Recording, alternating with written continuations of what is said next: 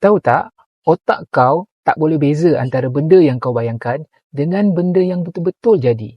Bila kau imagine kau makan lemon, mulut kau akan automatik berair. Bila kau mimpi jatuh dari bangunan, jantung kau betul-betul berdegup laju.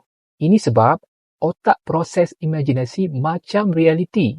Dalam MRI, bahagian otak yang aktif masa kau tengok benda sama dengan masa kau hanya bayangkan benda tu.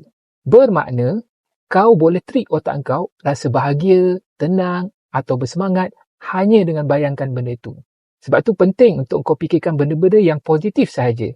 So, nak trik otak kau jadi bersemangat? Bayangkan benda ni. Yang pertama, kereta idaman. Cuba bayangkan kau buka pintu, bau kulit seat baru, tekan pedal, otak kau dah mula rasa berjaya. Yang kedua, rumah pertama. Cuba kau bayangkan pegang kunci, buka pintu, tengok ruang tamu kau sendiri.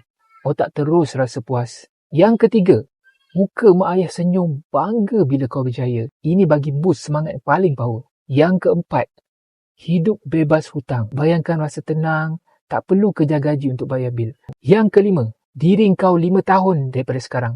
Versi paling power. Confident, kaya, sihat, tenang. Bayangkan tu setiap pagi.